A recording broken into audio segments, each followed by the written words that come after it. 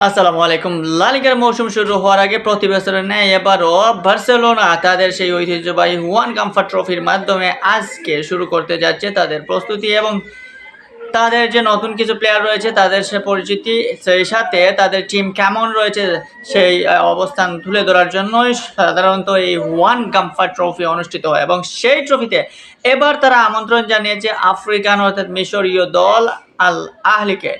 এই প্রথম কোনো আফ্রিকান টিম কিংবা মিশরীয় কোনো ক্লাবকে তারা দাওয়াত দিল তাদের হুয়ান কাম্ফা ট্রফিতে খেলার জন্য।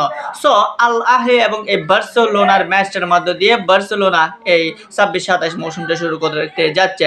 এখন দেখতে হবে যে আসলে হুয়ান কাম্ফা ট্রফি এবং এই বার্সেলোনা এই দুইটা নিয়ে যদি আমরা আলোচনা করি বা এই দুইটা সম্পর্কে আমরা যদি জানতে চাই, তাহলে শুরুতে হুয়ান কাম্ফা ট্রফি আসলে কি জিনিসটা কি। হুয়ান কাম্ফা ট্রফি হচ্ছে 1966 সাল থেকে শুরু হওয়া বার্সেলোনার একক একটি টুর্নামেন্ট। শুরুতে যদিও এটা 4 দলীয় টুর্নামেন্ট ছিল, পরবর্তীতে 1997 সালের পর তারা এক দলীয় টুর্নামেন্ট অর্থাৎ যে কোনো একটা দেশের ক্লাবকে তারা দাওয়াত দেবে এবং সেই ক্লাবের বিপক্ষে একটা ম্যাচ খেলবে এবং সেখানে যে জয়ী হবে তার হাতেই শিরোপা তুলে দেওয়া হবে। সো সেই রকমই চলে যাচ্ছে এখন পর্যন্ত। 1997 সাল থেকে এটাই চলে যাচ্ছে, রীতিমতোই হচ্ছে প্রতি বছর প্রত্যেকটা মৌসুম শুরুর আগে বার্সেলোনা যে কোনো একটা দলকে আতিথেয়তা দেয় এবং সেই দলের বিপক্ষে খেলে তারা তাদের সিজনটা শুরু করে। এবার হুয়ান কাম্ফা ট্রফিতে তারা দাওয়াত দিয়েছে আল আহলিকে। গত বছর তারা দাওয়াত দিয়েছিল ইতালিয়ান ক্লাব কোমোকে এবং সেই ইতালিয়ান ক্লাব কোমোকে তারা 5-0 গোলে হারিয়েছিল। সেই ম্যাচে ফার্মিন লোপেজ জোড়া গোল করেছিলেন, লামিন ইয়ামাল, রাফিনহারা গোল করেছিলেন এবং সেই 5-0 গোলের বিশাল একটা জয় দিয়ে সিজন শুরু করার পর তারা দেখা গেল যে তারা লা লিগাও চ্যাম্পিয়ন হলো। সো সেই হুয়ান কাম্ফা ট্রফিকে একটা লাকি শিরোপা হিসাবে ধরতে পারে। হুয়ান কাম্ফার ছিলেন বার্সেলোনার তৎকালীন সময়কার একজন প্রতিষ্ঠাতা এবং সেই প্রতিষ্ঠাতার নাম ধরেই এই ট্রফির সূচনা এবং এখন পর্যন্ত চলমান। এই হুয়ান কাম্ফা ট্রফিতে বার্সেলোনা 47 বার তারা চ্যাম্পিয়ন হয়েছে।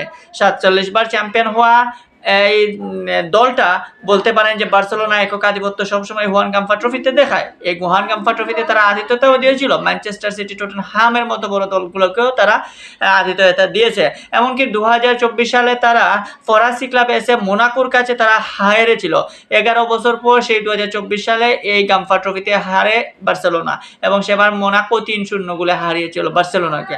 এখন সেই অতীত বুঝে আমরা যেটা দেখলাম এবং তার পরবর্তীতে এখন যেটা রয়েছে, এবার তারা পেয়েছে এই মিশরিয়ান ক্লাব আল আহলিকে।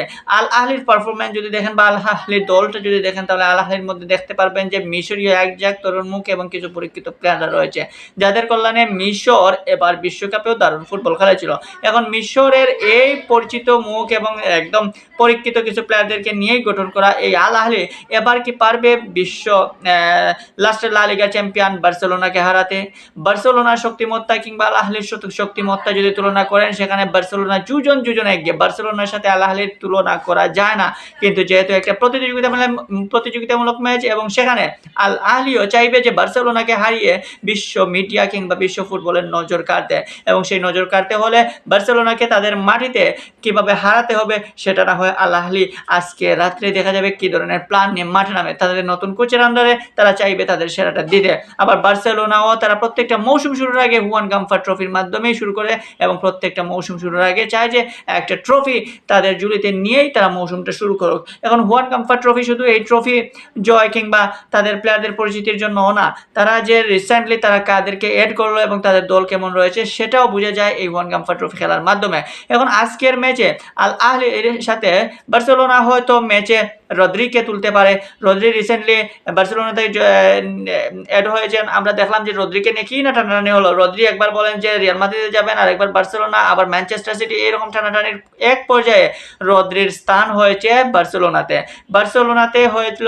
স্পেনের এই বিশ্বকাপ জয়ী ক্যাপ্টেন লাস্ট বিশ্বকাপে দারুণ ফর্মে ছিলেন। বিশ্বকাপে বলতে পারেন যে তিনি প্লেয়ার অফ দ্য টুর্নামেন্ট তো হয়েছেন, সেই সাথে তার পারফরমেন্সও ছিল নজর কাড়া। এই রদ্রির পারফরম্যান্স এইরকম হবে কেউ আশাবাদী ছিল না, কিন্তু সেই পারফরম্যান্স ম্যানচেস্টার সিটিতে যে পারফরম্যান্স দেখান সেই পারফরম্যান্স তিনি বিশ্বকাপে স্পেন জাতীয় দলের হয়ে দেখিয়েছেন এবং স্পেনকে চ্যাম্পিয়ন করেছেন।